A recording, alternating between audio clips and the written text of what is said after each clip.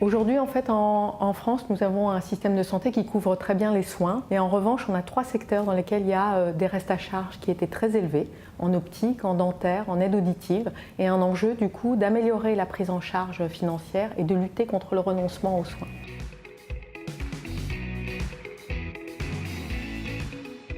L'objectif de la réforme, c'est qu'à partir du 1er janvier 2020, l'ensemble des Français puissent avoir accès à une offre couverte à 100% en matière d'optique et donc avoir un équipement, des lunettes, des verres couverts à 100% par l'assurance maladie obligatoire et complémentaire. Et donc cette offre, elle sera disponible à partir du 1er janvier 2020 et elle permettra à chacun de pouvoir s'équiper et de choisir librement s'il veut bénéficier de cette offre 100% santé ou s'il souhaite continuer à avoir accès à une offre sur laquelle il aura un reste à charge pour son équipement de lunettes et de montures.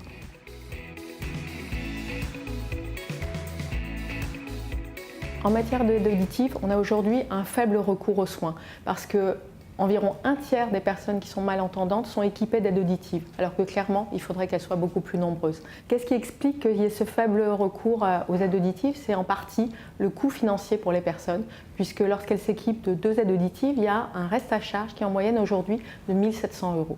Dès 2019, en matière d'aide auditive, il y aura une baisse du reste à charge en moyenne de 400 € pour 2 aides auditives.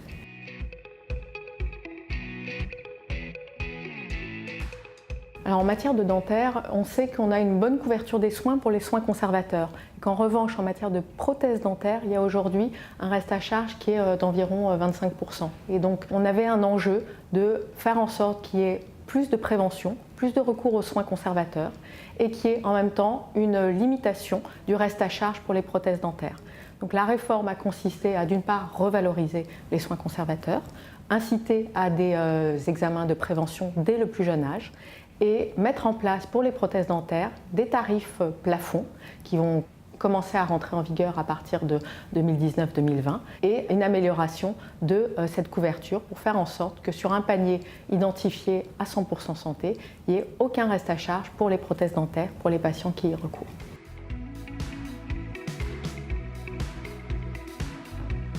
La réforme 100% santé, elle s'appuie sur une bonne articulation entre la couverture d'assurance maladie obligatoire et les complémentaires au travers du coup, de la mise en œuvre d'une réforme du cahier des charges des contrats responsables. Et donc il y a un enjeu pour que les branches mettent à jour leurs garanties au cours de l'année 2019.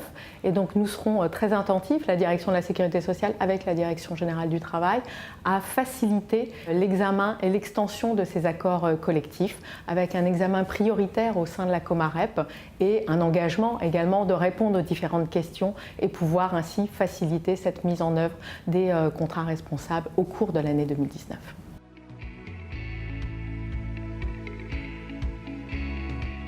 La réforme 100% santé va se mettre en œuvre progressivement d'ici 2021. En 2019, on a une réduction du reste à charge pour les aides auditives. 1er janvier 2020, l'entrée en vigueur du 100% santé pour l'optique et pour une partie importante des prothèses dentaires. Et 1er janvier 2021, l'ensemble de la réforme 100% santé entre en vigueur, à la fois pour les aides auditives et l'ensemble du panier dentaire.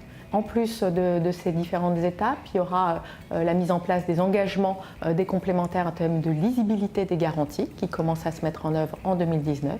Et en 2019, nous aurons également une réforme de l'aide à la complémentaire santé avec un élargissement du panier de la CMU-C à partir du 1er novembre 2019 pour les bénéficiaires.